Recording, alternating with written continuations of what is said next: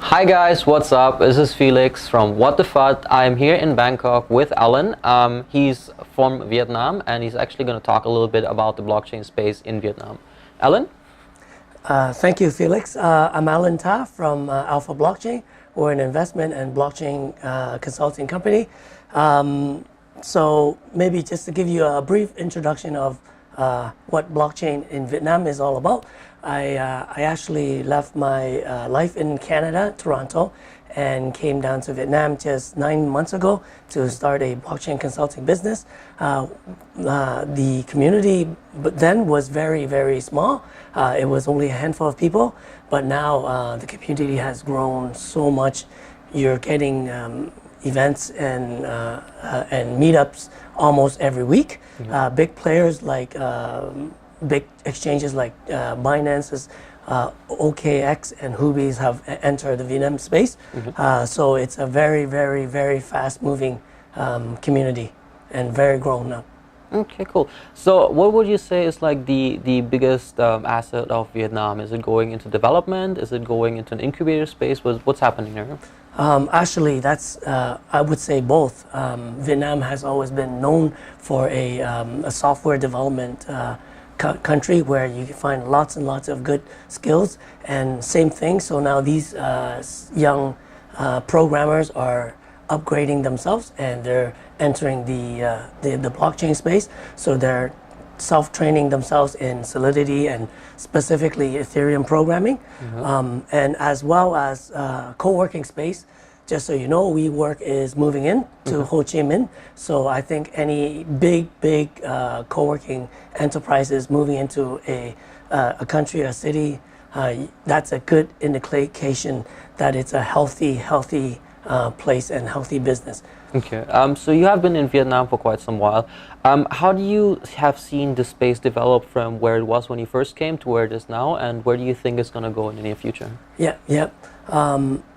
Again, the community started out very small, and it was not a lot of English-speaking community leaders, but that has grown, and the entire blockchain community, I would say majority of the events are in English, and of course the Vietnamese, there's always a market for Vietnamese language-speaking communities, but again, a good balance. And I can see that this coming September 16, the government is going to introduce their regulatory framework, and I think this is just the beginning. There'll be much more. I'm hoping that there'll be a positive message, and that more ICOs and more blockchain embracement in Vietnam. So you have seen the space develop and evolve over time. We have seen many different projects, many ideas come out. You working in the consultancy industry and also investing in different ICO projects, how do you filter out a good project? That's a very good question. So what we do is we focus on projects that have real businesses, or at least real products to work with. So we look at the project with a company, an existing company with healthy P&L. They don't have to be in the plus, but at least they know how to run a company, and they know how to run a company during bear market. So and then we look at projects, companies where there's opportunities where blockchain can help and integrate and actually improve efficiency and improve their business processes. So that's what we call enterprise blockchain business transformation.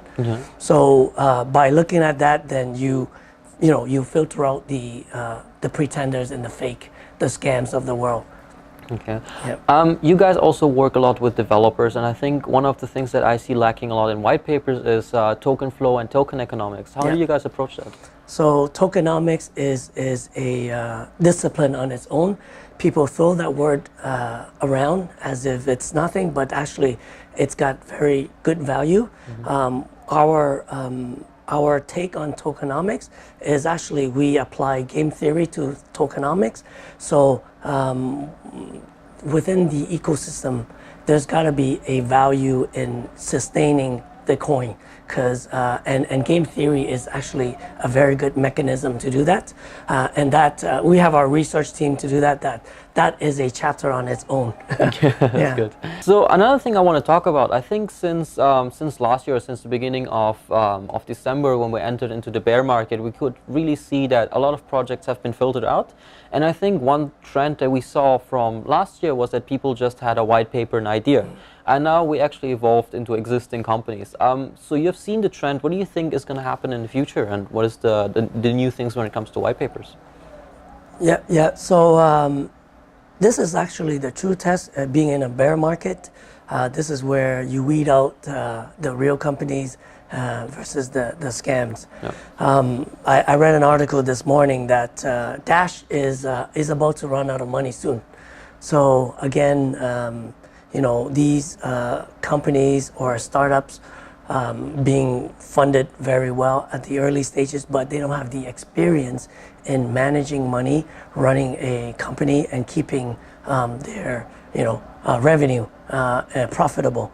So white paper type of businesses or blockchain ICOs will slowly be deterred as regulators come down more strong, and as the market matures, people will need a real business idea, and real people behind a blockchain startup.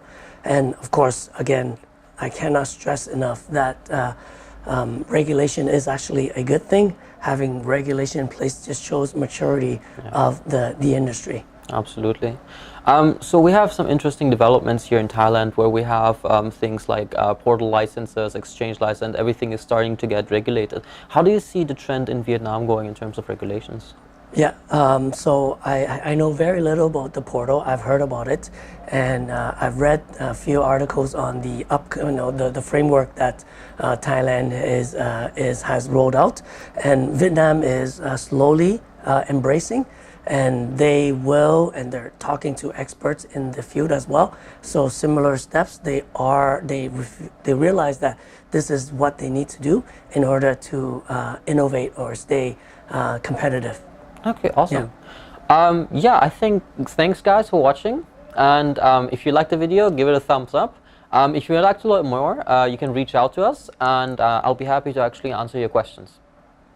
Cheers. What the fun? What the fun?